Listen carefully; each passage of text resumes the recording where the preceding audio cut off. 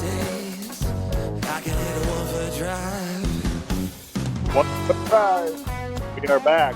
Mike Sabo, Andrew Duvall, Tony Iannone. We're going to recap the Riv. What happened? Who won? The Honda coming up. Actually, what is it now? The Cognizant. So down at PGA National. We'll go through our standings. We got a little player pretender. We got to right the ship on that. We'll give you an update on the DJ Myers pool. A couple other potpourri things. But how was your weekend, boys? Tony. Let's start with Tony in the New York City. You're back. Duvall and I lost that bet. Yep.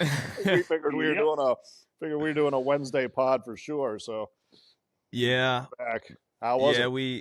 It was, oh my gosh, so much fun. Incredible time, incredible weekend. You know, everything you could want out of a buddy's wedding, and Jesus, yeah, I love that. It was perfect. You know, it's a buddy who I don't get to see very often, so yeah, so it was great, and I'm pretty like as close as you can be with his family as well, so it was great to see them, and nice. Yeah, it was beautiful. Great food at the wedding, good DJ, a lot of dancing, you know. Tony's a dancer? Oh yeah, of course. Yeah. At a wedding, you have to dance at a wedding. You have a go-to? Do you kind of do the chicken dance? I'm just like whatever I can do to not spill my drink. Just keep it moving. Don't spill the drink. You're a drink dancer. Yes. Oh, yeah. Dancer. You got to hold a drink while you. Yeah, exactly. I'd show you my good moves, but I'm holding a drink right now. That's right. That's right. Keeps me out of trouble, you know? You can't, I love it. Yeah. Keep the hands busy. But oh boy. Yeah.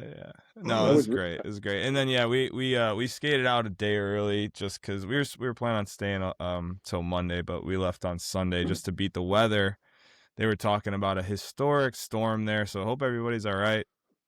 They were gonna close the highway and stuff, so we got out of there just in time. It was starting to hit as we were leaving the city, and from the sound of it, I think we made the right call. So yeah, it was pretty bad.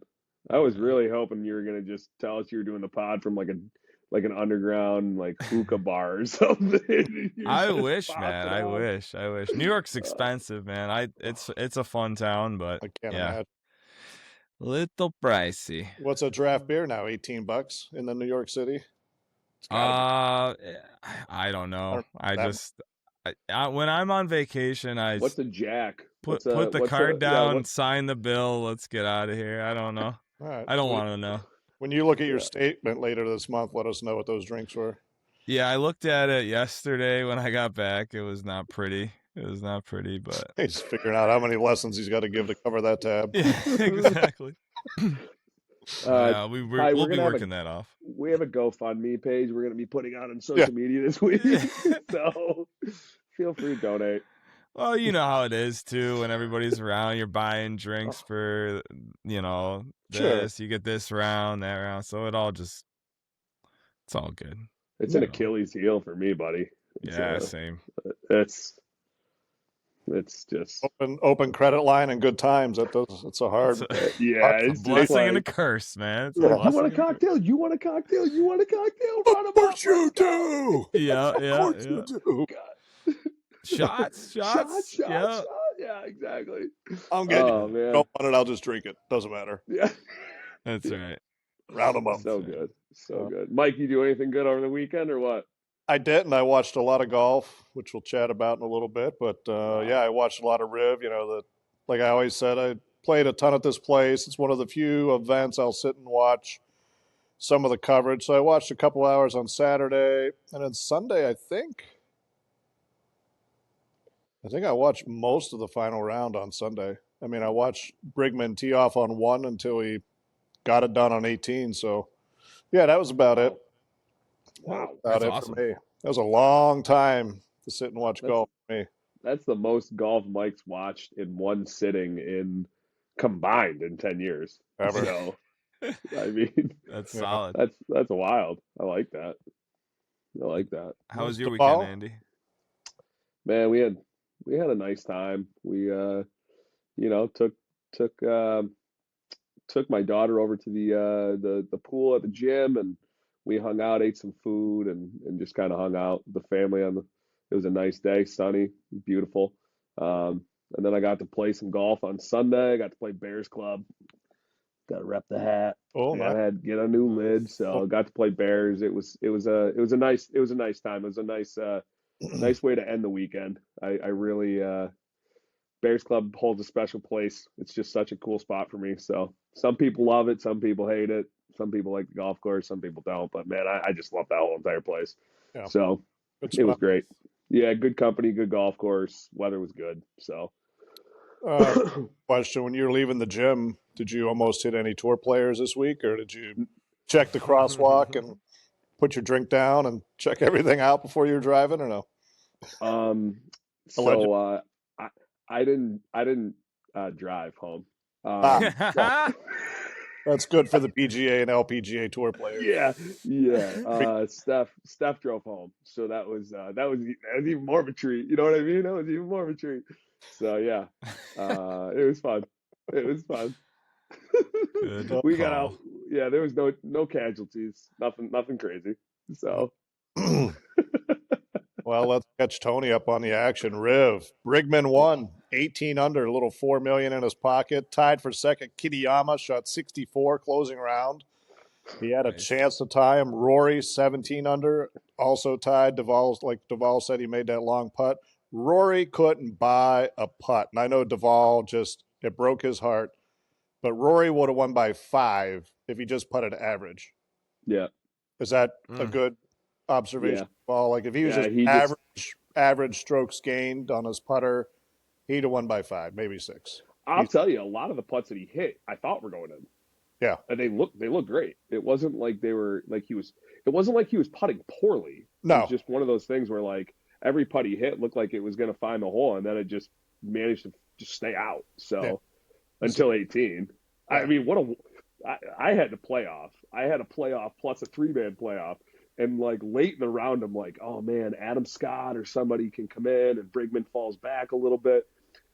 We come down to 18, and I'm like, man, at least maybe we can get a playoff. And he hit a great second shot in there. He really hit like he played 18 like a champ for his first win. And yeah, he hits it up there. Rory makes like a 35-footer down the hill. Yeah. And there's 2 tied. I'm like, all right, we'll just kind of see what happens. And then Bridgeman leaves it 3.5 feet short. And I'm like, this is going to cash, and it is going to be fantastic. Fantastic. Yes. And he took his time. His routine seemed a little bit longer on that 3.5 footer than what he was doing throughout the day. So I was like, oh man, this is like, I felt bad because I didn't want him to, like, I really didn't want to see him lose a 5 or 6 shot lead. Yeah, you didn't want to put the little X on him. Yeah. But I'm also sitting there going, man, this would be great if he just kind of like Rory this at the Open and missed it. You know what I mean? Like just a little shove, and we're good to go. So, but he poured it in there. Yeah, he poured it in there, and it was good. I was glad to see him. You know, there's some like stat. It was like what, Tiger, Jack, and somebody else has never won at Riviera or something, and he won at Riviera, and that's like the one thing he has on Tiger or something. Something came out that it was. Am I wrong there? I didn't hear that stat. I'm not quite sure. I think it's Tiger, Jack, and somebody else who I don't think combined have ever won at Riv or something. And and he won there. So he hit some great shots, man. That 7-wood he hit on, was it Saturday? Yeah, he hit on Saturday. Almost hold it from 11. like. Yeah, that was ridiculous. He hit it to like an inch. Yeah. And it was going at the cup, Tony, breaking towards the cup, and just missed the right lip and settled behind the hole. Yeah, that's exactly. It was from the right, and it was curving right at it, and it just decided to miss. I mean, Tiger was in the booth calling golf for about an hour. Oh, cool. And he was there for that shot. And he was just like, oh, my gosh, you know. And then Jim Nantz at the end, you know, as soon as Tiger left, Jim Nantz was doing one of these. He was, yeah. oh, my gosh, was he in deep on Tiger. Yeah. Holy, I was He about to was. like message him and be like, Jim, lay off. Lay off. Yeah. Let's. And that's weird for Jim Nance. He usually doesn't Google or like overly, slurp a guy like that, but he was, holy shit, come up for air, Jim. I mean, seriously. That's fantastic. But so that was an hour, but that was pretty cool. Well, that Tony, you probably didn't see it, and I messaged Andy, and like Bridgeman coming up short, like his interview afterwards. Did you catch that, Duvall? Yeah, where he couldn't feel his hands. I mean, what an interview! I give it to the kid. I love him now even more than I was. He's already on all my pick teams and whatever. I was high on him to start the year after his FedEx finish last year, but his interview was awesome. How many times you get players like, "Were you nervous?" And they're like, He's like, "Yeah, I couldn't feel my hands." He's like, starting on 16, I saw a leaderboard. I dumped it in the bunker, and I'm standing over like a 40-foot par putt, and I literally couldn't feel my hands. He almost made it. He's like, I was just hoping to get it close. And he goes, for the rest of the round, I think the poor kid might have just blacked out. He was probably just trying to put it back together. You know what I mean? And that was super refreshing, super honest. And he was just, I sent Duvall the gif of Will Ferrell, like in the interview, doing the, what do I do with my hands? Yeah. What do I do with my hands? It's, I mean, I loved it. It was great of him. It was nice. It was nice to see,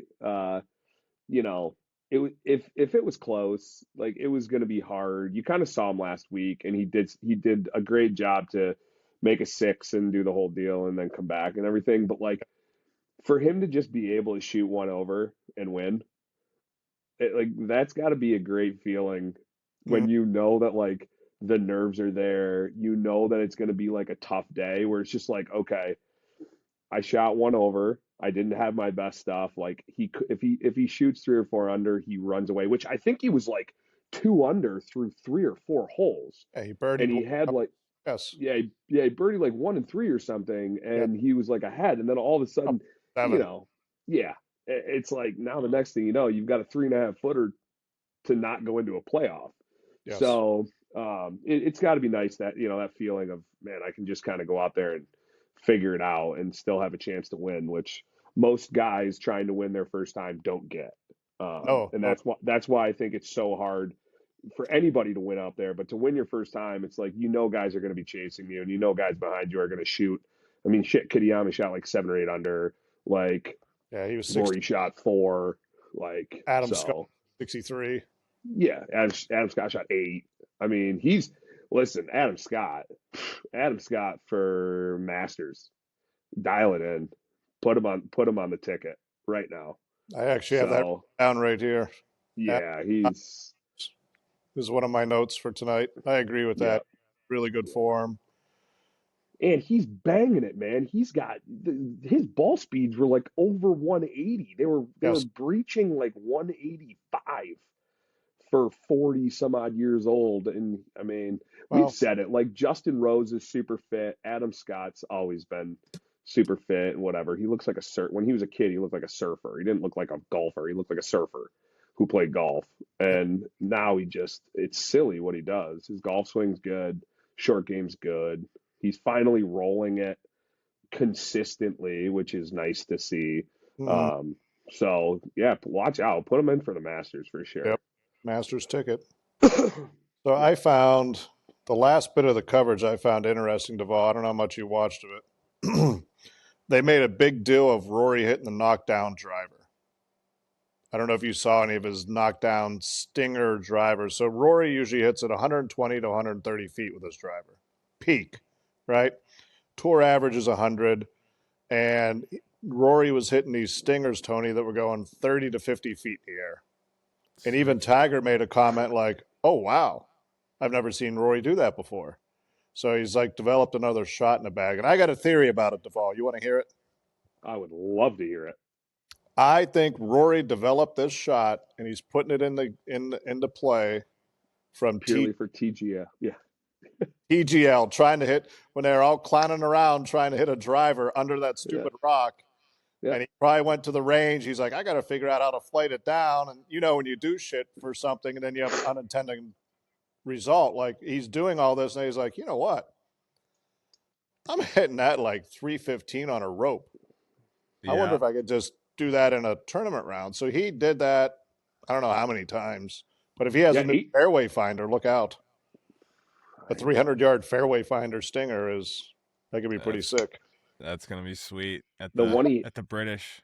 The one he hit on 18 was 62 feet, I think, and you kind of have to get it up a little bit because you can't hit it too low because it kind of goes up the hill and then it kind of runs out. Yeah, if he hit a 30, he'd just hit it right into the weeds, right into the hill.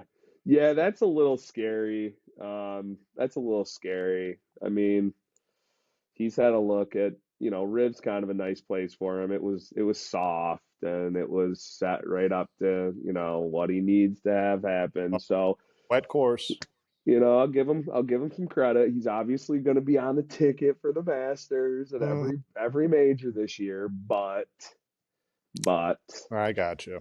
But I just found it interesting, and I sat there watching it. And after he hit the stinger and they're talking about it, I just immediately started laughing. I'm like, the rock hole on TV totally was just dicking around, trying to get a shot for that hole, and then stumbled across and was like, hey, I'm going to use this now. So that's what happens. Hey, that's what happens. It really does. I really think they're missing the boat with not doing a skills competition or like an all-star break for like we've talked about. Yeah, it you've said that before. Yeah, that was that stuff. They did it in November, I believe, but it was not like a PGA Tour. They took, I think it was Live and PGA Tour. They had like two teams or whatever that they did it down here at Trump National. And they had like a little like team and they had some skills and then they played like, a combined hole and they did all this stuff. So like, I would have to imagine you're right, Tony, like they should be doing this, that at some point they've got to come out with it. I just don't know if they can put it into the PGA Tour schedule. I just don't think they can do it. When are you going to do it? They play every week. That's what I mean. I just don't think they can do it. It's going to be a funny money situation like they do with the skins game for the, around Thanksgiving. It's going to be, like the Shell's Wonderful World of Golf where it's random times. There is an off week, right? Somewhere down in the fall that they don't play. Yeah, but you can't get guys to play the first, like you can't get Rory to play the first playoff event. But it doesn't have to be, it's a one-day thing. It doesn't have to be even on a weekend, Yeah, they would definitely do it a weeknight, not to compete with the NFL. I'd recommend them doing it a Tuesday night, like they're doing with TGL now, just so you don't run up against any of the NFL days in the fall. For sure. But, nice. Well, boys, little transition. Yeah. I know Tony probably hasn't looked at it. Duvall, you don't have the FedEx standings up in front of you, do you? I do. Don't get them up. Just back away from your keyboard. Jesus. All right. I'm just asking if you have them open. I'm not saying go and look for them. He's memorizing them right now. He's got them right now, the son of a bitch. So after the West Coast swing, I wanted to test your guys' knowledge on the top 10 FedEx Cup standings. So we've been putting in bets every week. We've been watching a little golf. Do you guys have any ideas of who the top 10 is? I know Duvall probably just brought it up. I have an idea. You guys want to start firing away, I'll tell you if you're... Bridgeman, Goddard, 2, Scheffler, Gerard. Gerard is 7. Matsuyama. 6. You got 1, 2, 3, 6, 7. I'm trying not. Hold on. Nikolai Højgaard. He is not in the top 25. Really? Knapp is 5.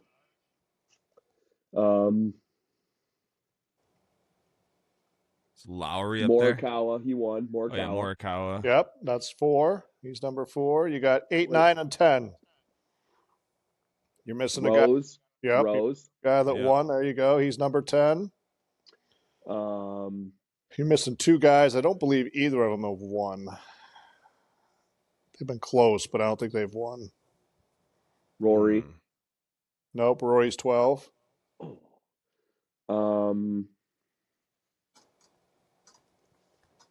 Fleetwood's 11. I'll just mess with your mind even more.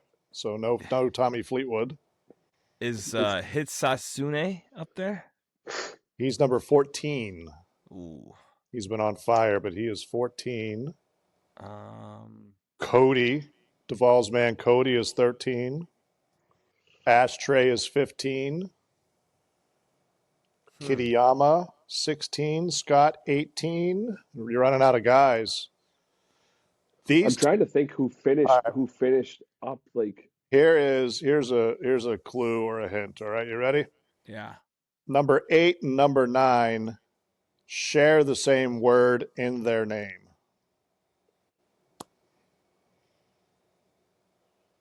So they share the same name? Almost. They share one word is the same in their name.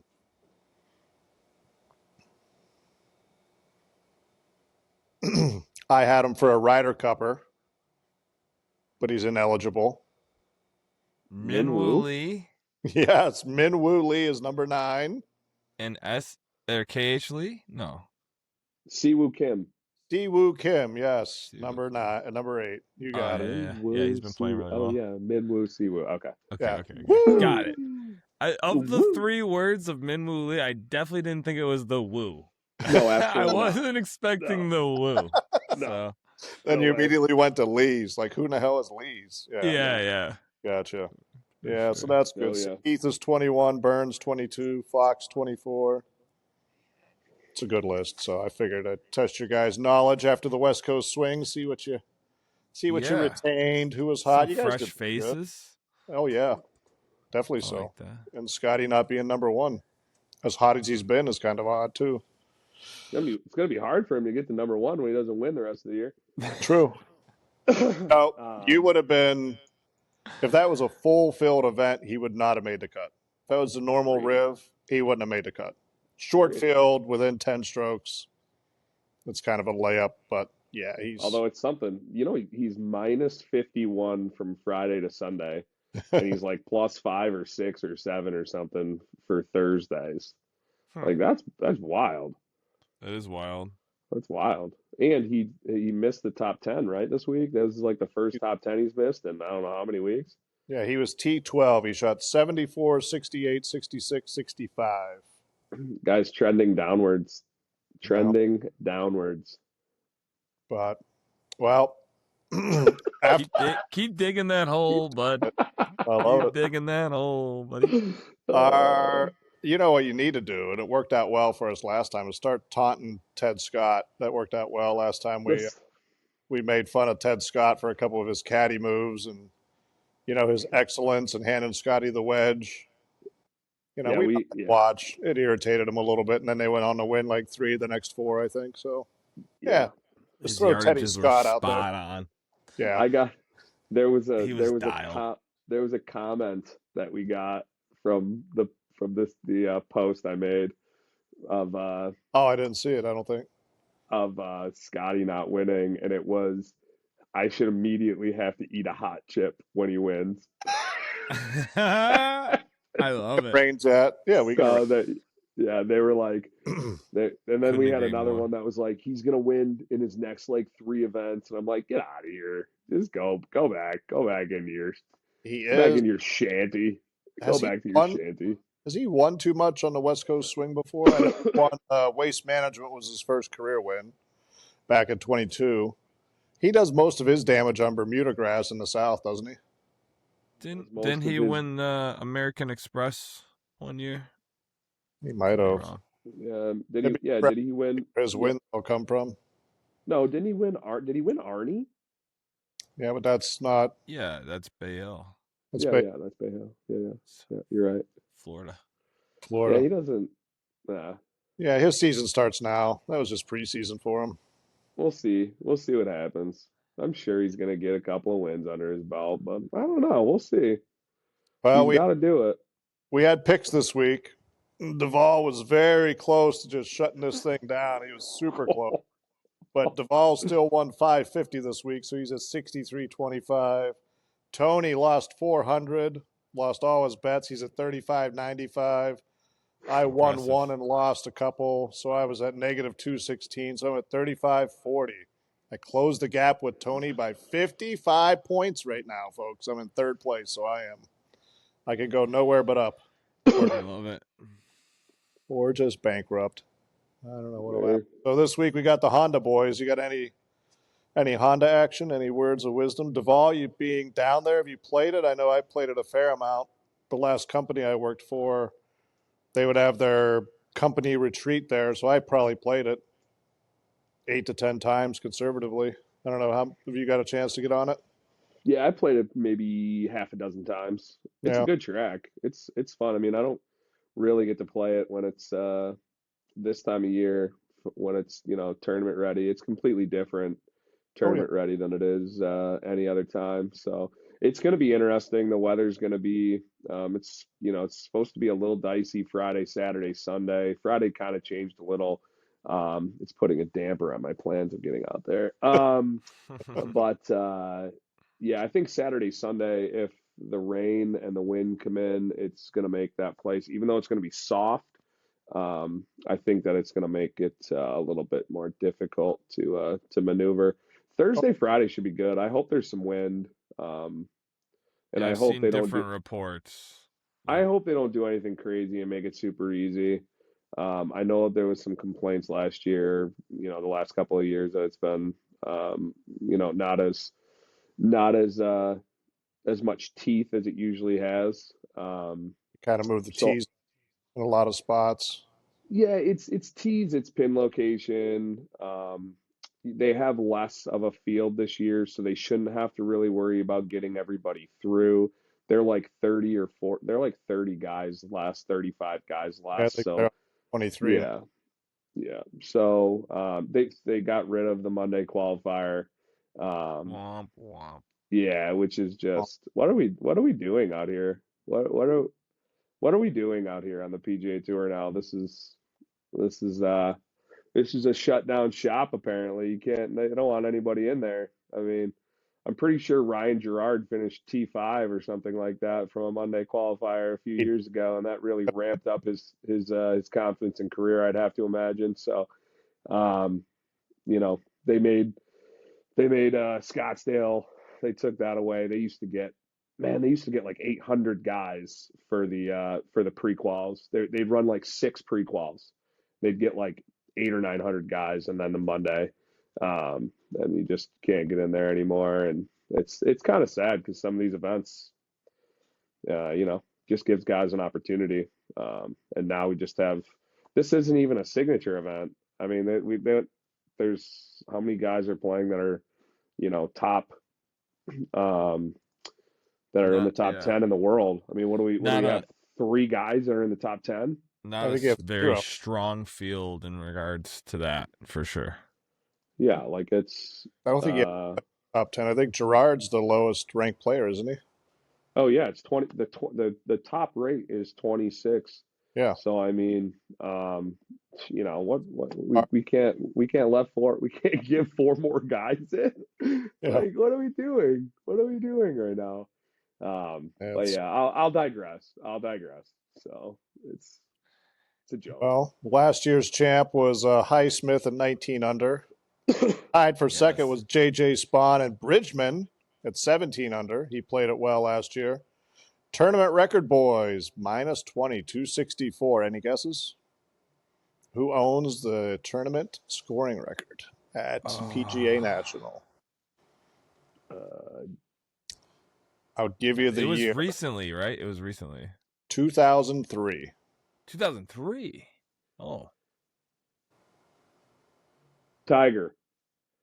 No, he won at like 12. No, it was like close to 12. He was only like 8 or 12. He didn't even win, I don't think. 2003? I have no idea. I'll give you a hint. He's been mentioned in one of my story times before. I've had an interaction with this gentleman. Justin Leonard. You got it. Yes, sir. Really? I was actually thinking of him. That's funny. Yeah, Really? Leonard. Justin Leonard. 264. Now that might not be minus 20. It might be like minus. I'm trying to think because they just went. This place used to be par 70, and then they made number 10 a par 5, and they added a bunch of trees in the corner. Like when we used to play, it was a par 5 for the Gen Public, but you could cut the corner, and for the pros they had it as a par 4. So now it was always a par 70 for the tour event. Now they've made number 10 a par 5. They've added a bunch of yards. And they, like I said, they put a bunch of trees in the corners. You can't. It's not as easy to cut it. I think they turned 10 into a par 4. No, it's par 5 now. Oh, they still play it as a par 5? Well, they added yardage to it, I think. I could be wrong on that, but I think 10, it always used to be a par 4, Duval, but for the members, it was a par 5. But for the tour, it was a par 4. So I think they added, it's like 5. It used to be like 505 or 510 par 4, and now they jacked it up to like 530 or something. Yeah. 40, and they added trees in the corner. Yeah, and Leonard was at Mirasol and not PGA National. PGA National switched over to 2007. They used to have it in here, but it was across the street at Mirasol. So, because I was gonna say, I was like, reality 20 under. Yeah.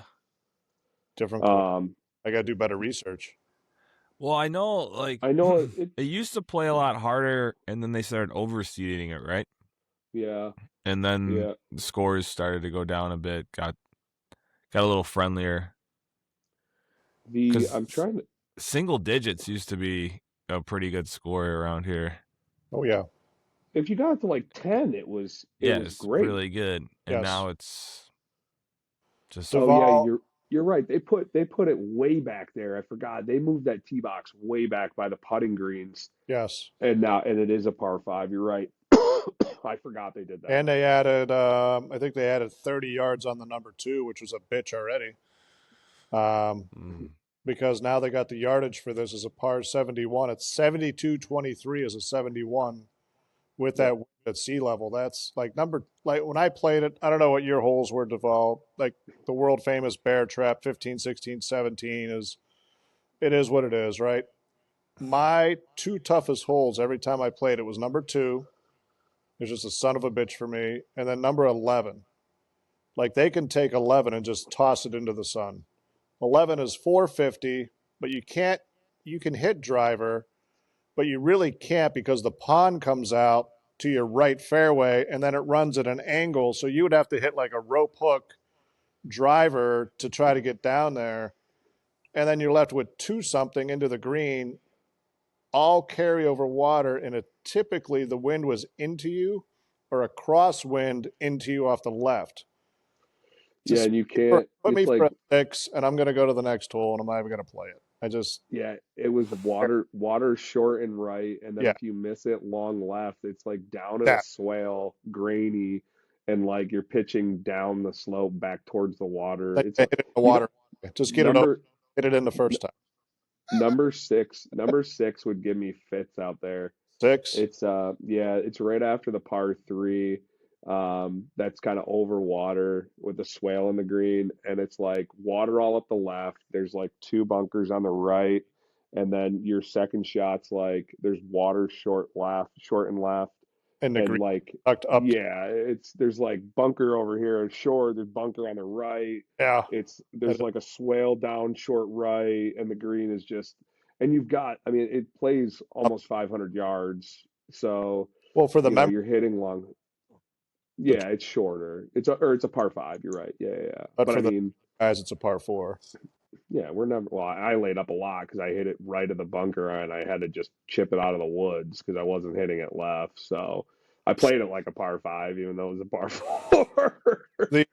But the bear trap par 3 is a lot of tension, but they have one on the front nine. It's like 223. That's a really good par 3. Not because of the yardage, but just the way it looks and the green. It's kind of like, if I remember, it's like a turtleback, and there's, I don't know, I was always pin high to the right, almost in the shit by the car path, typically, because left is death. Number 7. Yeah, 7 is a great, It's a great. good par three. I mean, there's like a lot of great holes out there. Don't There get me is. wrong. It's a great layout. Um, Yeah. but I mean, I would love to see. This was like kind of it was like a major venue for a Yes. while. Like when they had it, it was like it was usually like chilly. There was wind. Mm-hmm. The greens were firm, and like if you just couldn't miss in you just can't miss out there in certain spots, or you're just dead. Yep. Um, so In the it rough. should be a good week. All this talk about PGA National. Let's get our picks in. As me being in last place, I am going to defer, and I'm going to pick last, so I get to strategically see kind of what you guys are betting, the amounts. Mike's going with Yeah, I Mike's got to going with adjust something in my pick. wow. Hey, it's There's the a honor lot of of being in last gamesmanship. place. A Honor of lot of being in last gamesmanship place. here, buddy. So, Big Dog, why don't you go, man? All right. All AD, right, I'll let her fly. lead us off. So I'm gonna start with round one leader. Oh, And it's don't. gonna be Keith Mitchell Good. at plus 4,000. Next up, I got a top 30 two-man parlay. It also is Keith Mitchell and Rico Hoey for plus 320. And then I got a little four-man make the cut. Oh no, I didn't get the oh no, I didn't get the Odds. odds for that. Oh, That's hold okay. on. So the other two that I have is I have a playoff for plus 330, and then I have a three-man playoff for plus 1,200. He loves that bet. And that is 330 for the playoff and 1,200 for the 3-man if I playoff. yeah, if I didn't mention that. Yep. So the top 30 is going to be my bad. I'm sorry, but or to make the cut. I'm sorry. I can't believe I didn't write that All right. down. Rip the names off, and then we can plug it in the draft. Yeah, so I've got Vincent Whaley, Ford, Lauer, and Adam Svensson. So it's Shane Lowry. no Vincent Whaley, Yep. the Ford kid. Thorbinson. Yep. No. Ford. Davis Ford, I believe his name Oh, is. Ford. Okay. Yeah, the Duke kid, and then Justin Lauer, Oh, Lower. Garrigan's guy. Got it. Yep, and then Adam Svensson. Yep. So, Man, I so can't it's wait to see these odds. This should be a yeah, good. Adam Svensson. Yep, give me a minute, I'll get them to you, boys. Ford. Even Yeah, Ford. And who was the other one? Vince Svensson, Whaley. Lauer, Ford. Oh, Whaley. yeah. Do you have it, Tony? Yeah, I'm about to have it. Okay.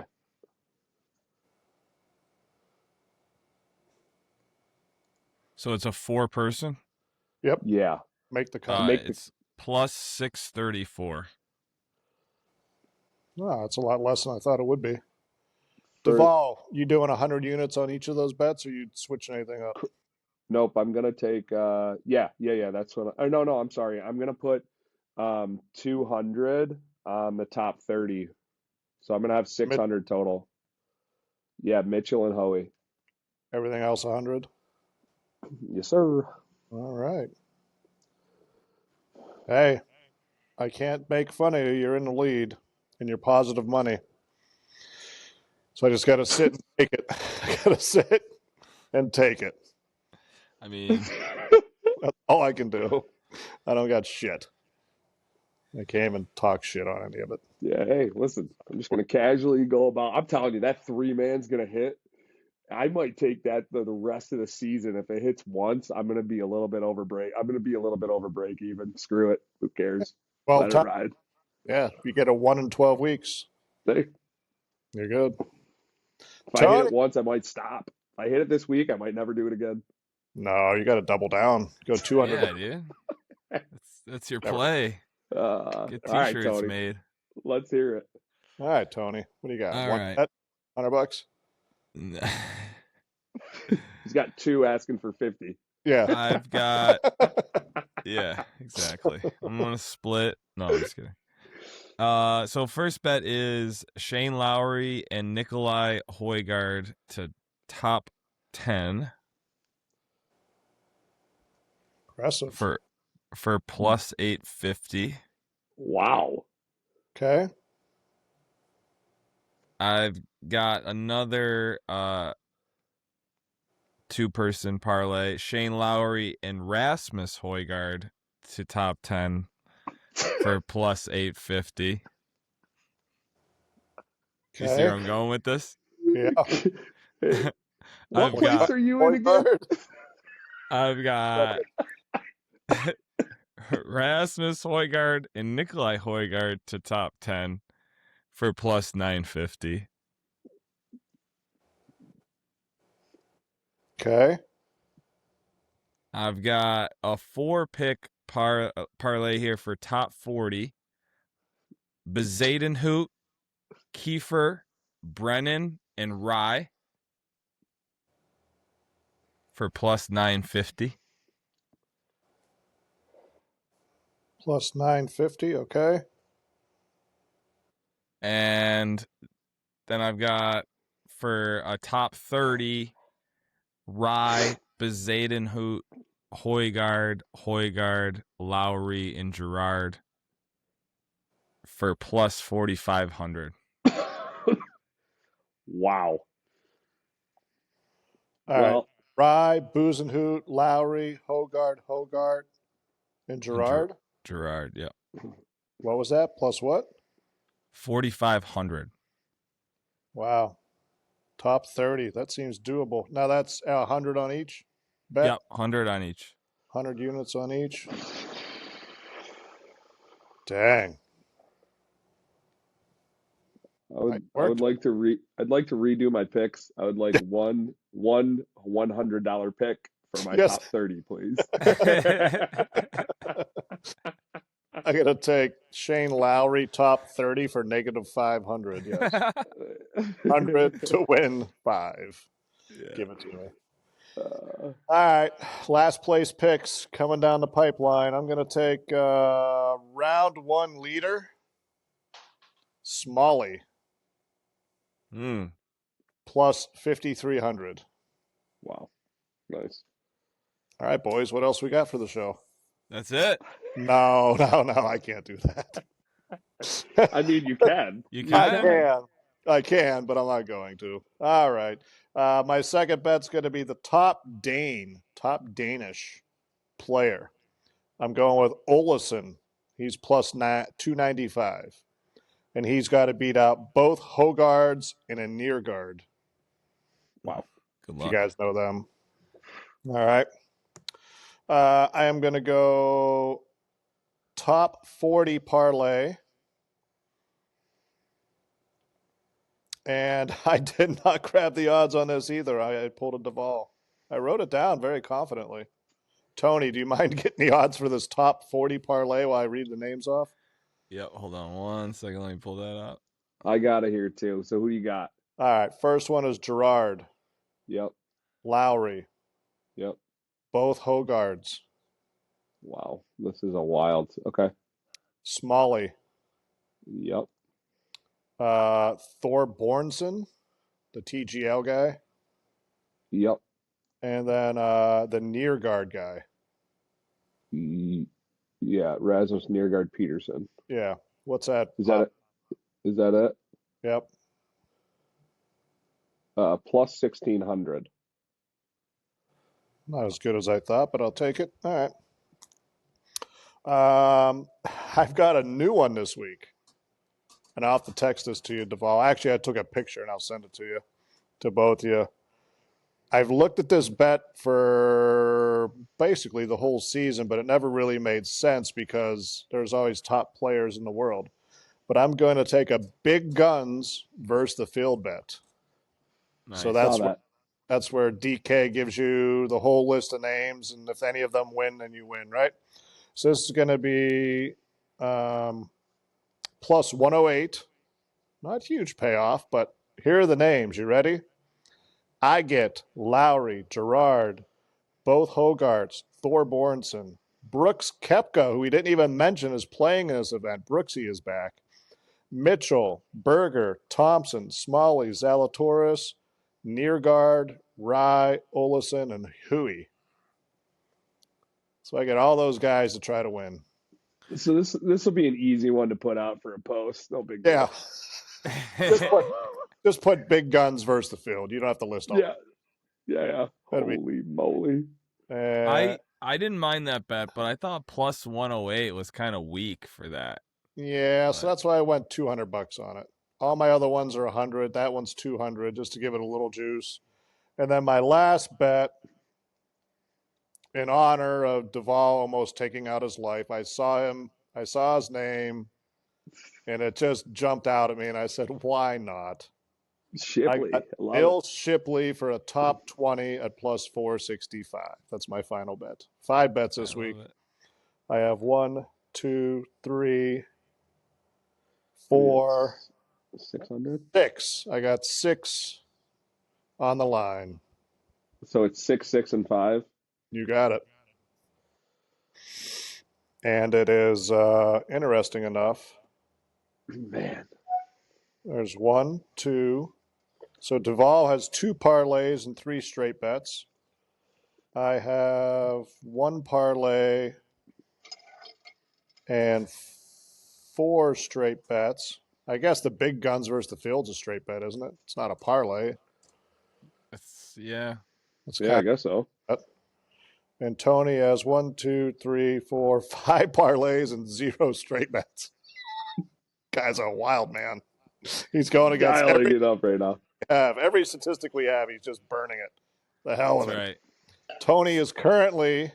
I'm trying to buck the trend. If one Hogart misses the cut, you guys, everything is just blown up. Everything is just blown up. You know, that's the thing. I think I did it as well. Did I do it? I love it.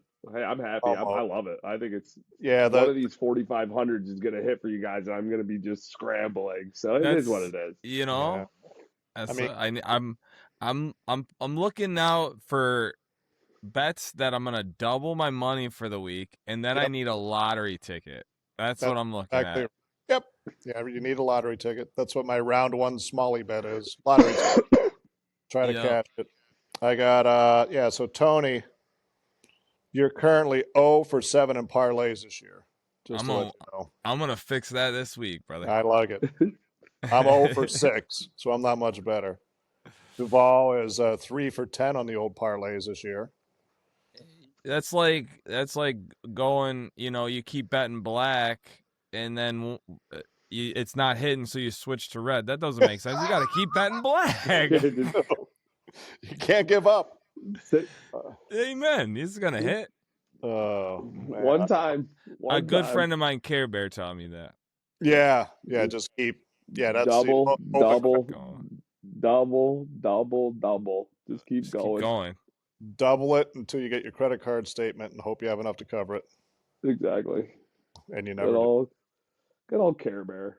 Well, to put a bow on the golf talk before we get into player pretender, from Riv this week, we also are in a golf poll altogether. We made mention of that last week, the old DJ Myers poll.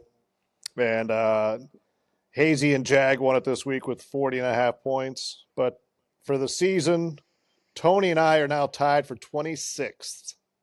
26th out of like 147 entries. So we're feeling good about that. Yeah. What am I, 190? Flowbro. Well, Danbo is still leading with 80.5 points. Tony and I are at 62. Flowbro is tied for 124th at 33.5.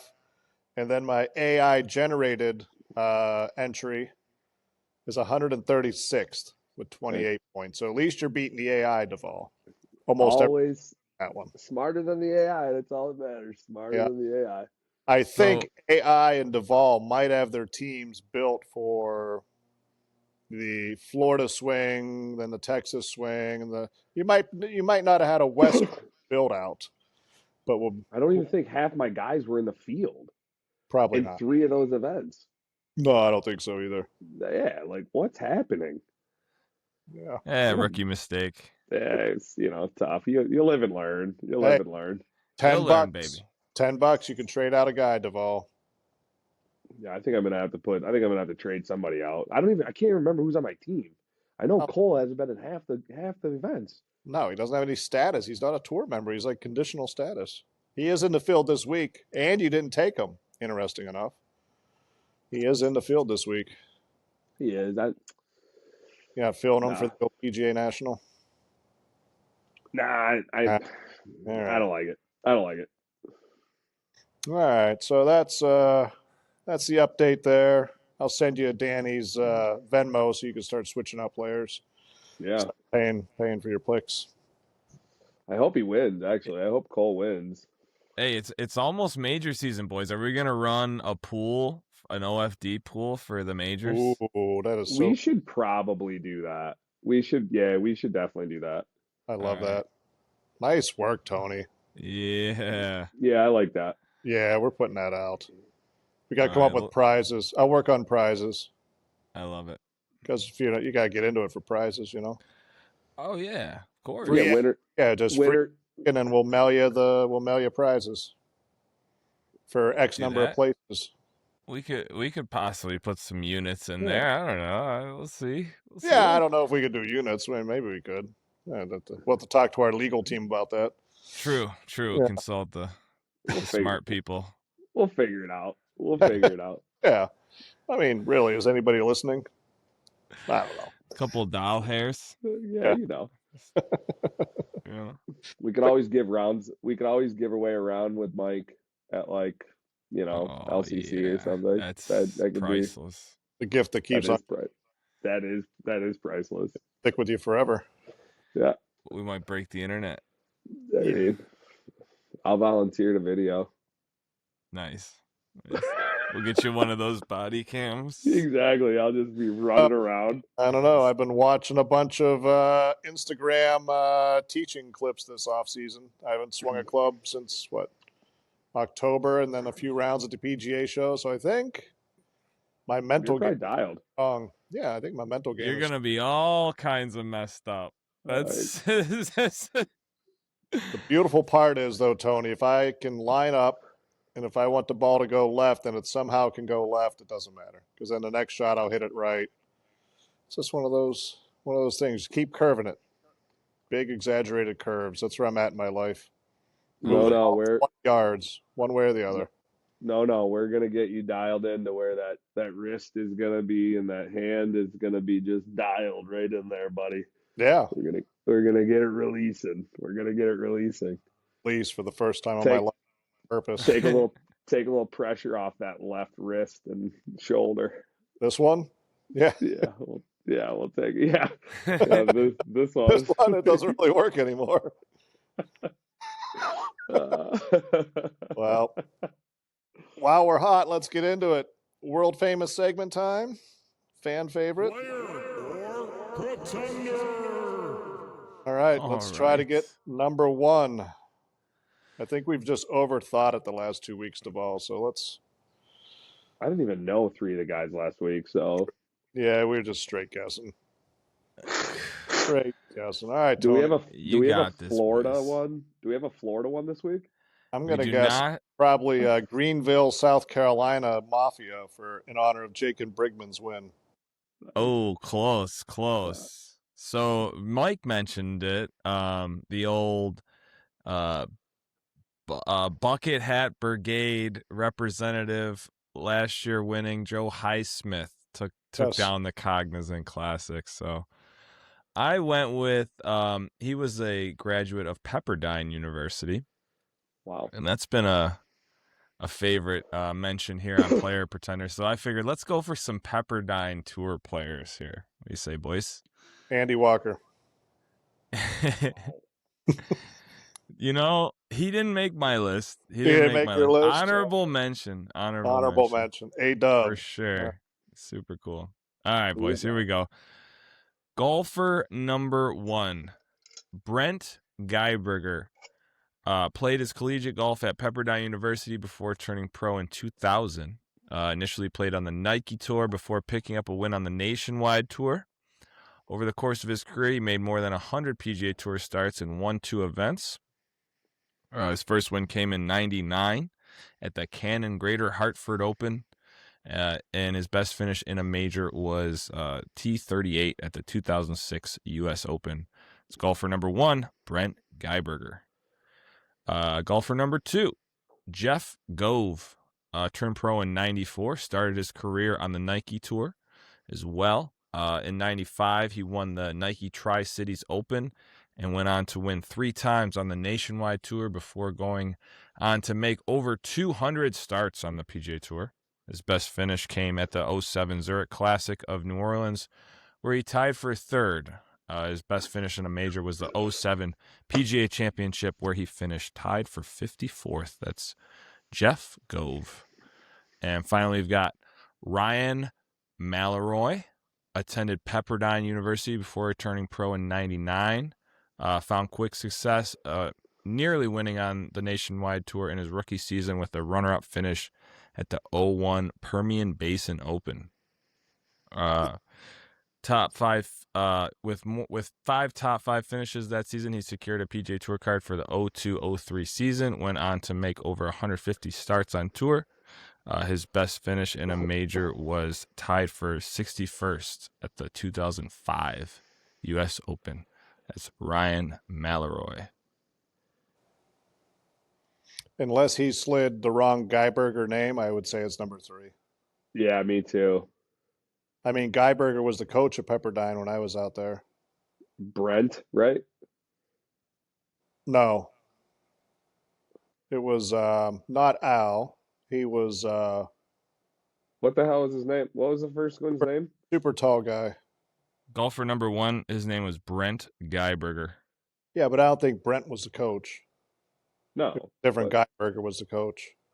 Yeah. And he has the PGA Tour. He's like Mr. 59. He was the first guy to do it on tour or something like that. Al Geiberger. Yeah. Yeah. But Brent's real, right? Yeah. That's what I said. Geiberger is solid. If Brent is a name he just threw in there to really screw around with us, then Godspeed. Good job. But I think it's number Yeah, I think it's number 3 too. I'm going final answer 3, Malloy. final 3. Final answer, Ryan Malloy is the pretender. Very nice, boys. We're back on track. Bro. That's impressive. Give you a standing O for that one. Whee! This is well done. Well played. Yeah, son of Al Geiberger. And his brother, what I thought. That's what I thought. His brother is the coach at Pepperdine, or was. I'm not sure if he still is. Yeah. Super tall guy. I know that. And I think the whole family, big boys. Yeah. The Geibergers. And whenever I was swinging, it was on the range and we were chatting. He tried to get me to hold the triangle through impact. And at that time, I didn't have enough talent or patience to do it. I just laid the sod over it repeatedly. So I eventually got it. But that day when he was standing there, it was very impressive. He saw more sod getting laid than a couple head shakes of disapproval. Like, thought you had a little bit of talent in that body, kid. Guess not. The old released her a little early, huh, Mike? Released her a little early. I may have. I don't know how to. So I may have done it early. I'm not gonna lie. May have happened early. It happens. It happens. Yeah, it does. A quick one before we get into some other stuff. Justin Thomas made a big announcement that he's coming back. Bay Hill is going to be his first event. My question to you guys is, do we care? Not really. I do not. Okay. No. Yeah, me I do either. not. Happy I for will say he hit a pretty cool shot in TGL the other day. He had like a 2-degree launch angle with a driver underneath that thing, so he hit the stinger. But outside of that, Nice. That's cool. yeah, Sure. it is what it is. He Yep. lost me at Ryder. Yep. I've Me too. moved on. I've moved Yeah. on. Yeah, We mentioned them way too much already. I'm now a Bridgeman fan. Yeah. There you go. go. Well, the one thing, boys, I had messaged you earlier. Today is National Trading Card Day. So growing you up, did said either of that. you boys collect yeah. any type of cards? Of course. I did not collect, but Mike, we did talk about when you got the gum, and Yeah. you'd like take your cards and put them in your spool, or your what do they Spoke. call it? Yeah. Spokes. The spokes. Yeah, the spokes. Oh yeah. You sound like a motorcycle. Oh yeah. Yeah. Either that or you step on a Pepsi can and put it in the back. Then you Yeah. get the Harley effect. Yeah, Yeah. that's super loud then. Tony, did you collect any cards? You said, yeah. What was your wheelhouse? Oh yeah, I Yeah, had like good. 2 eras of card collecting. When I was a kid, I got the hand-me-downs from my brother, all the junky nice. 90s cards that I spent hours going through. That was so pointless. And then when I got older, when I actually had some money to go buy cards, and they had the jersey cards with the autographs and all that, and so yeah, that was fun for a little bit, and then I was like, oh, okay, this is getting it's crazy how much the some of these cards go for these days. I have a buddy who still is into it, and he's into all the Facebook groups and all that, and it is cool, like some of the stuff that they do now with the patches and the autos and that. But yeah, they had the big I think it was last year, I forget what company, it might have been Topps, but with the patches they put that one Paul Skeens card in. It was like a lottery. There was one pack that had a 101 Paul Skeens autographed with like his rookie jersey swatch in it. Nice. And like the Pirates had offered, whoever gets it, they'll give them season tickets behind home plate for like 10 years, like this whole package. Sure. Like if you gave the card back to the Pirates, and the price for like a box was insane. Like just for a pack to get a chance was like $500. Right. Because the market was just saturated with people wanting to buy it and take a chance. And I think a kid in California got it. It was like an 8-year-old kid opened them up, and his dad was like flipping out because the kid didn't really know. The kid's like, hey, Dad, I got Paul Skeens. And the dad saw it, and immediately, at least he had the wherewithal to be like, holy shit, that's the one, right? Yeah. Not oh, that's cool, kid. And then the kid's like got it up with his Pokemans all bent up and whatever else. It'd still be worth a whole shitload of money, but yeah. Yeah, that's wild. Well, so, good. That sounds like it went to a good home. Yeah, it did. So then they definitely sold millions. I forget what it actually sold for, but is that what it was? Yeah, they got rid of it. I was like, what did they get for it? Yeah, I'll have to look that up. Skeens. I forget what they actually got for that, but yeah, that was pretty crazy. So Tony, you got that era like late 80s, early 90s was just garbage, right? Donruss, Topps. The best card in that era was probably the Ken Griffey Jr. rookie card. I think that was 89? The illustrious. Yeah, the one that was always good.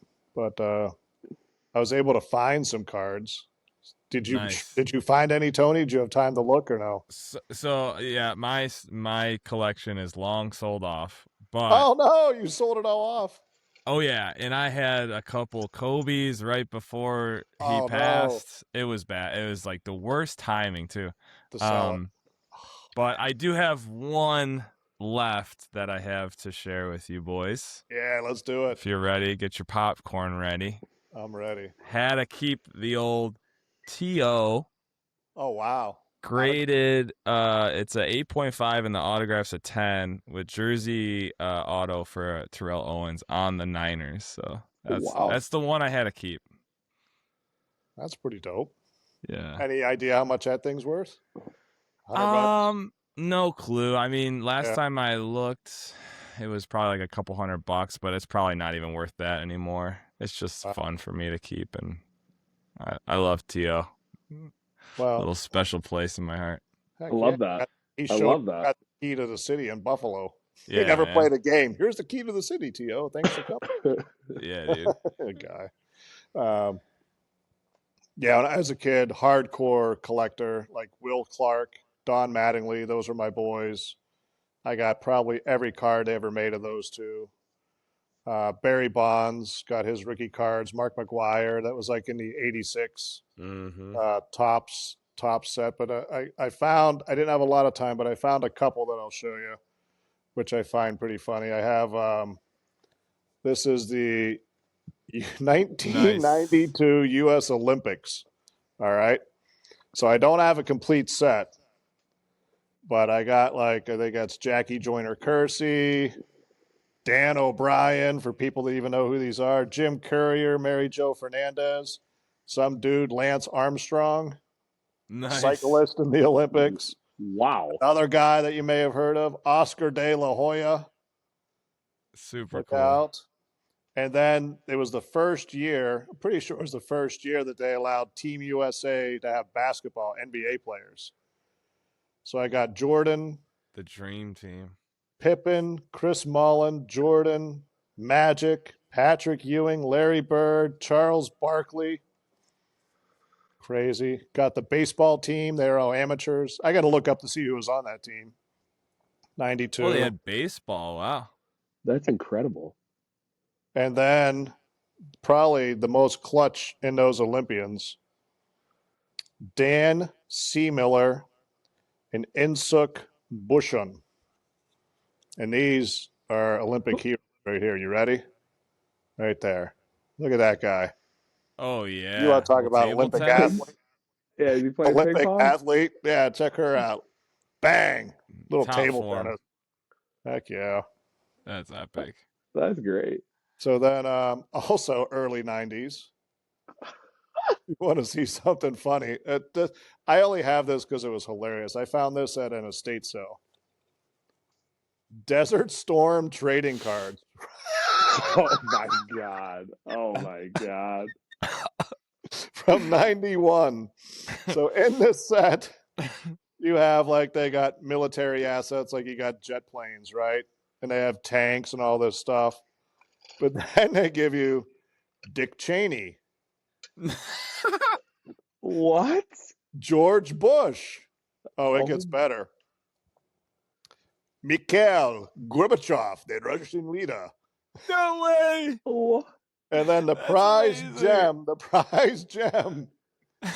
Saddam Hussein himself has his own playing card. What?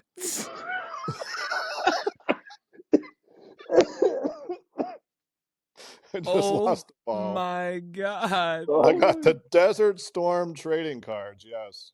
How? Where did you they're just randomly at an estate sale? Yeah, they were just sitting there, and I was like, oh, I'll take those. This will be great. Dude, that's amazing. And then I have how much you want for Saddam? I have another set. What that? I'll send you a Saddam. I got a few of them. You got the like foil Saddam, or you got the reflector Saddam? Dang. Or the dang. I got the surrender Saddam. Yeah, I got all.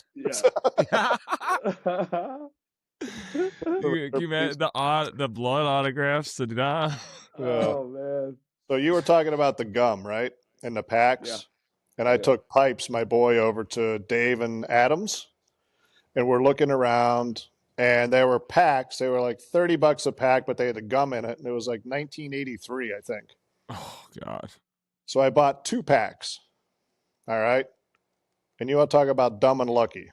So I open them up, and I'm like, oh, here's the gum. I was like, don't eat it. You know, that's got to be like, it just brittled and fell apart. And he's like, no way, that's really cool. So I start going through them. And what comes up out of these 2 packs? Ozzie Smith rookie. No way. Oh, wow. Wade Boggs rookie. Holy shit.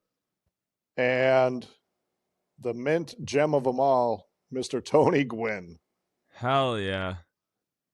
Those three Those, cars plus Dusty Baker, and there's a couple other ones. Nolan Ryan, like strikeout thing. I was looking these up. I fell into like, I got to send these and get them rated. But like on average, they're like, for all these, the Tony Gwynn's the most expensive. Oh, I got Ryan Sandberg as well was up there. I couldn't find it quick enough, but yeah, it's just stupid. I think Tony Gwynn was like $3,500. What? wow. If it's rated a 10, I don't know. I mean, Yeah, these are yeah. right out of the pack of gum, right into the little thing. Yeah. I don't know how much more it could be, if it's not centered right or whatever bullshit Yeah. you got to do. So, Yeah. and then my last two prized possessions, I got my son William. The year he went to Cooperstown, Oh, they gave you a nice. baseball card. So when he was Oh, 12, right, with the mullet, rocking it. yeah. And then I've got one, I think it's 1988. A young man in the Pirates farm system went to Three Rivers. How about those glasses, boys? That's Wow. yours truly. Back in the day, I got to say it's probably 88. And I That's think I was amazing. probably 12 at that time as well.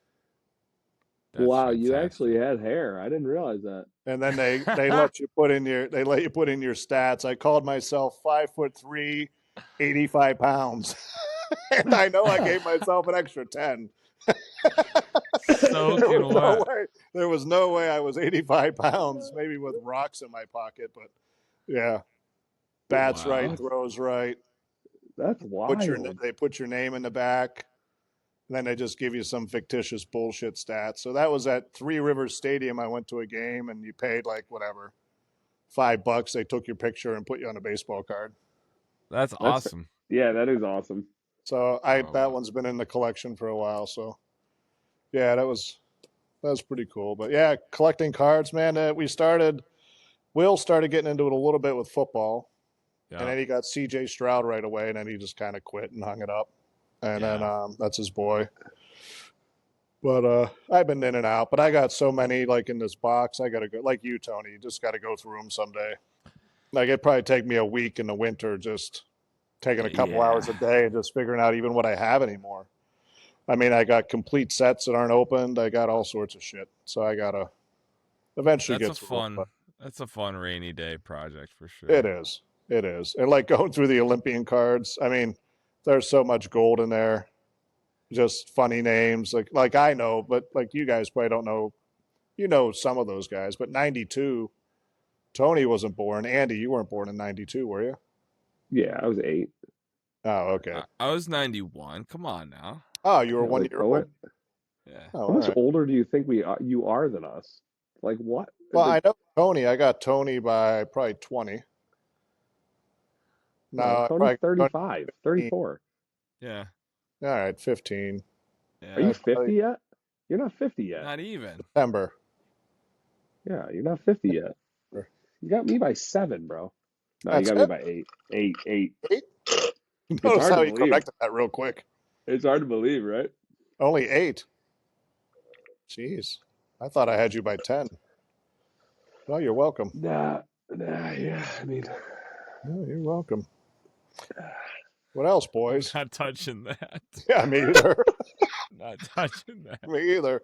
That's what I was You want going me to play the music? Subject. You want me to play the music? Don't start. Going for the change of subject.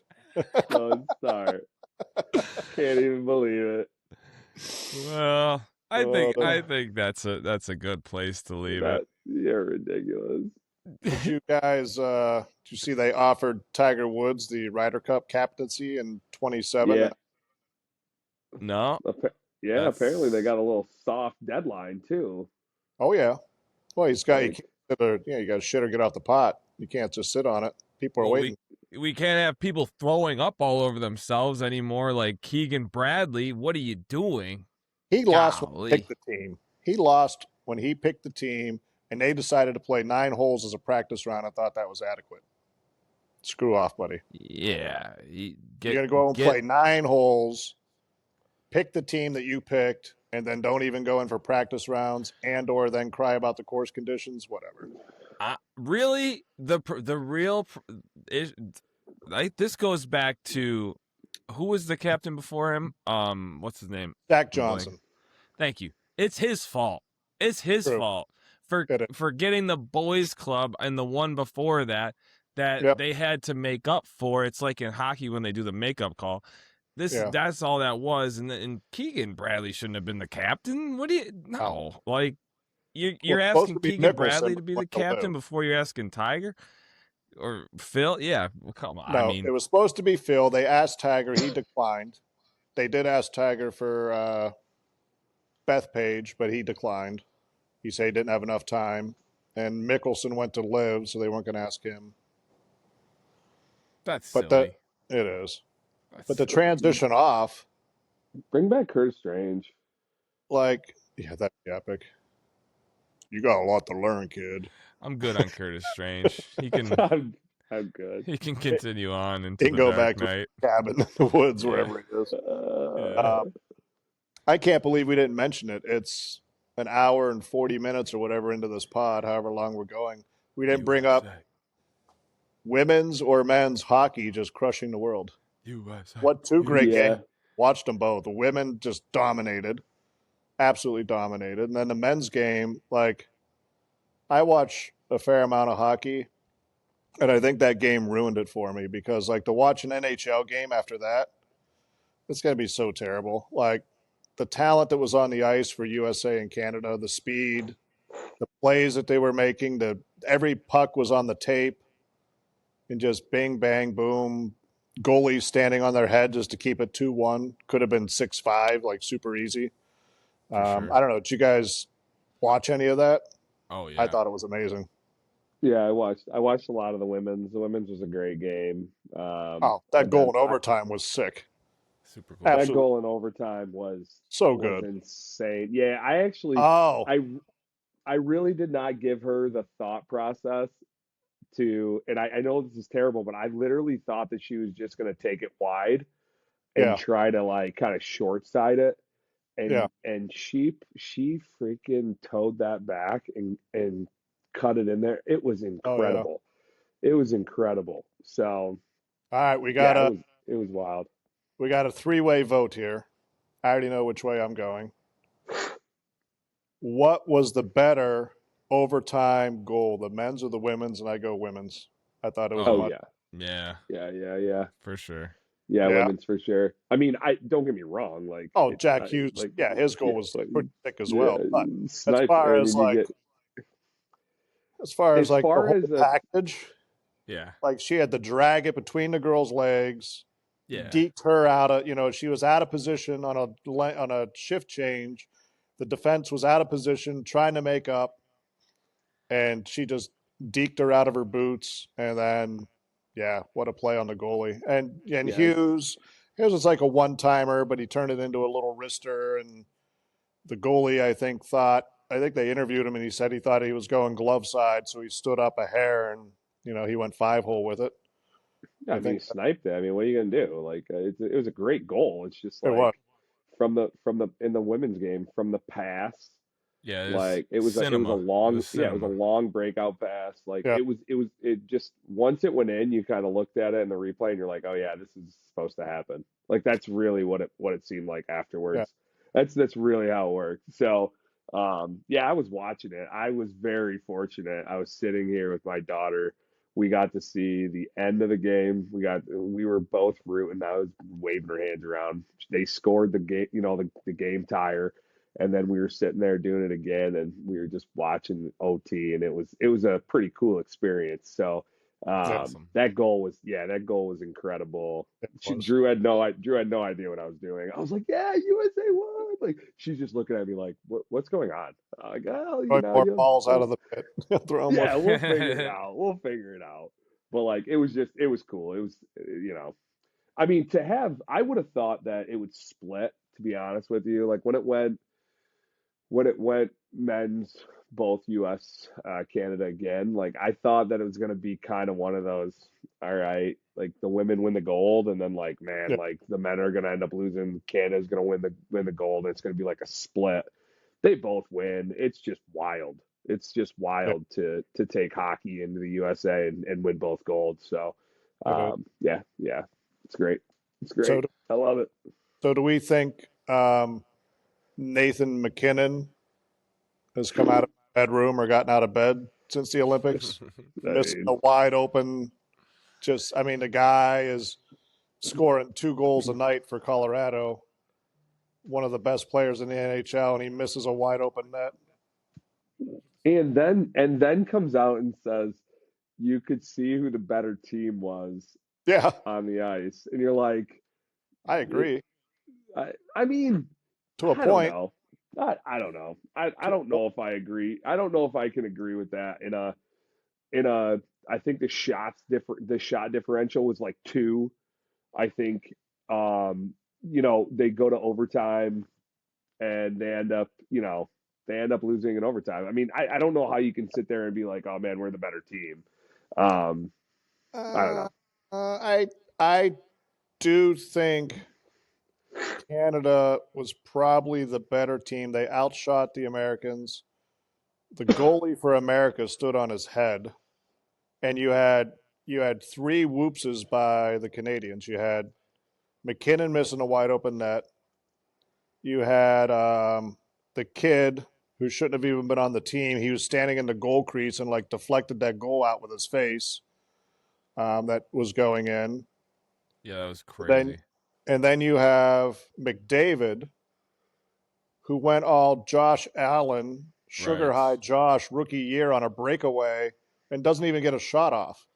He's like, so, and then Celebrini, who's the new McDavid, plays for San Jose. That kid is ridiculous. He had a breakaway. And once again, he just rushed it and he didn't like, I don't know. Yeah. I But know for the moment Here's of the the thing. does that You make can't them the better say team? you can't They say they made had a better mistakes. team if you include goalies, and goalies are part of the team. The true. goalie is part of the team. Yeah, I Good don't, point. Yes. like And that's hockey. I get, Sorry. yeah, I totally get that. But like, I feel like if you're the better team, you're putting those away. No, you absolutely are. No, you definitely. Yeah, yeah. So like, I kind of sit there and I'm just like, all right, if you guys are the better team, then like, make it work. Like, make it happen. Yeah. Why? What are we doing? I think they play that game 10 times. Canada wins 8 of them. That's my opinion. I would like to see it go to a small series. I would love to see like a 3 or 5 game series for that gold medal. I think that would be Yeah. fantastic. I think they could get away with 3, best of 3. Yeah, best of 3. Yeah. I don't think Um, America has a chance of winning then. You never My know, man. opinion. You I never know. I know. But you Hockey, got hockey's that one of those coach. things. That coach got away. He had JT Miller on the ice, who shouldn't have even been on the team. You got Connor and Keller sitting on the bench. Like, you need goals, you need action. Like, I don't know. I think they got away with it. It's one of those things where when you win, all your decisions are assumed correct because you won. And then when Sure. you lose, you get the freedom to nitpick at all the decisions because you lost, right? It's kind of weird how that works. How you can't be like, hey man, you guys won, great job, but you still effed up a couple calls. Right. But it worked out, so you can't really go after them, right? Yeah, I mean, That's the most talent doesn't always win in sports. very true. We know that. And I think, honestly, if you want to break it down to goalie and defense, Americans probably do have the edge. If you don't include the forwards. No, the Canadian D were weak. I but give you you can't. Makar is a goal scoring defenseman, but yeah, I give you that. I'd say America's defensemen were definitely an edge on Canadian defensemen for sure. What'd you look up, Duvall? You're grinning. What do you got? Nothing. I was trying to find it. I can't get it. I can't find it. I was trying to look up just time possession and shots on goal, and I think it was only like I think they literally only got outshot by like 2 to 4, or like 2 or 4 shots. No, Canadians had like 30 some shots. America had low 20s or teens. No, it wasn't even close. I don't think. I think it was like 37-19 or something. It got a little sideways in the. It definitely did. But again, like there's quality chances that, like you said, they just totally whiffed on. Yeah. They totally whiffed on. The only site that's worse than the LPGA site is trying to find hockey box scores. So go to ESPN, go to Olympics, and then go to events, and then scroll down to where you see the Canadian and USA score, and then hit box score. That's the only way I could find it on the entire internet to find any type of shot count or anything. It was I mean, it made the LPGA site look good. That's for sure. That's not easy to do because they're terrible.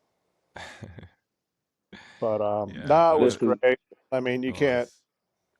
Yeah, the women, they just dominated. They're Canada is behind them, and then the rest of the world isn't even close. It's not even. The ladies are going to win gold for. Sorry, it was 42-28. All right. Yeah, it's pretty healthy.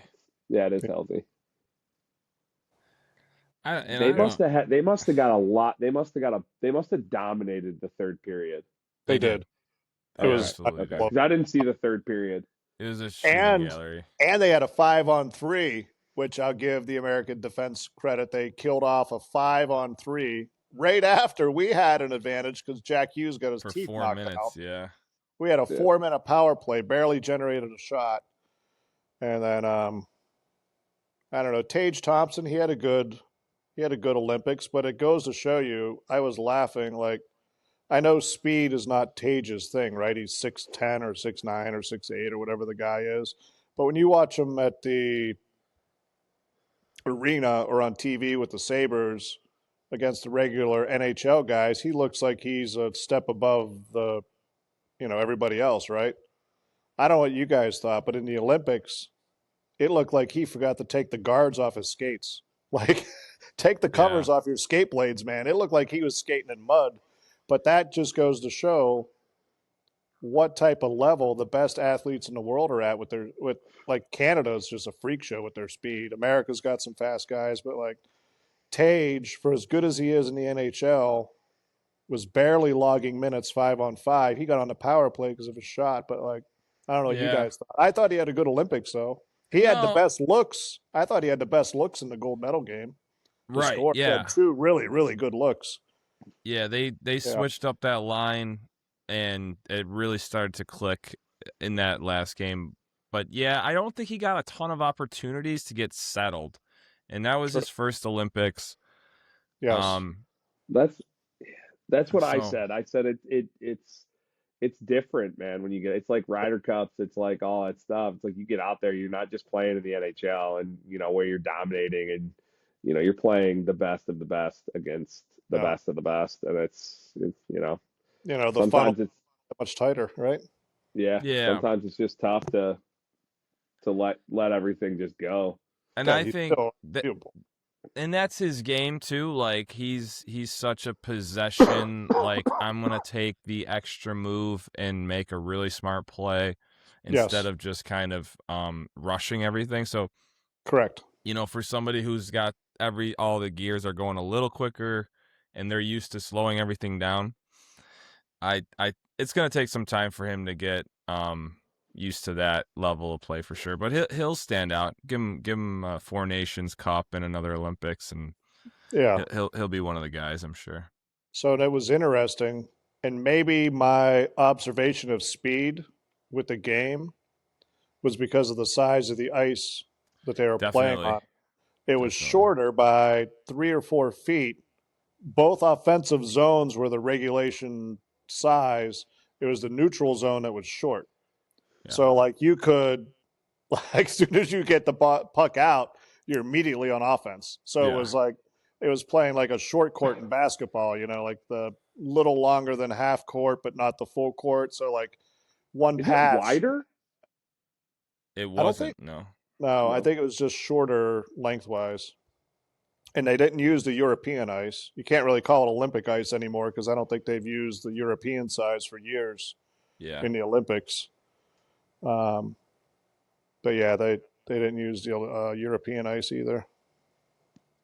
And going back, talking about the lines, last thing I have on that was when I saw the ladies' overtime goal, and then I was watching a replay of the full shot.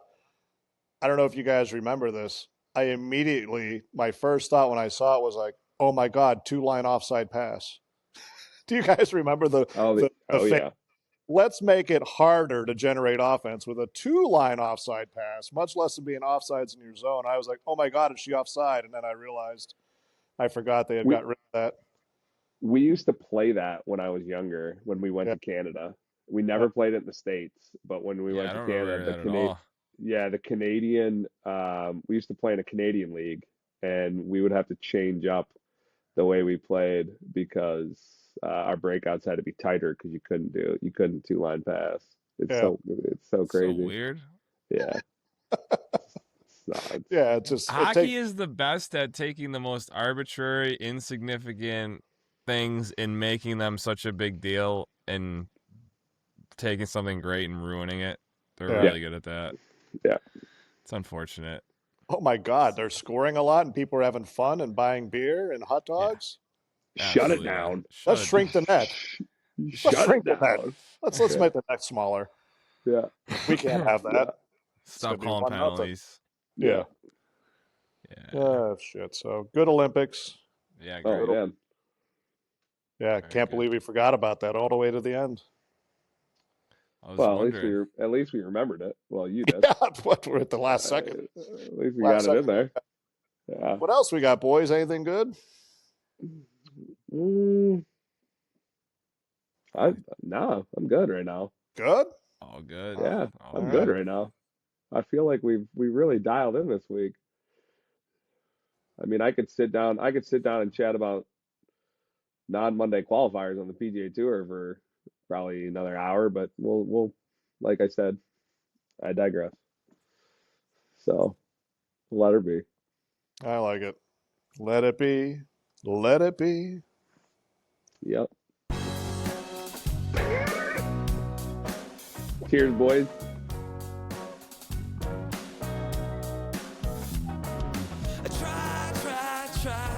Cheers.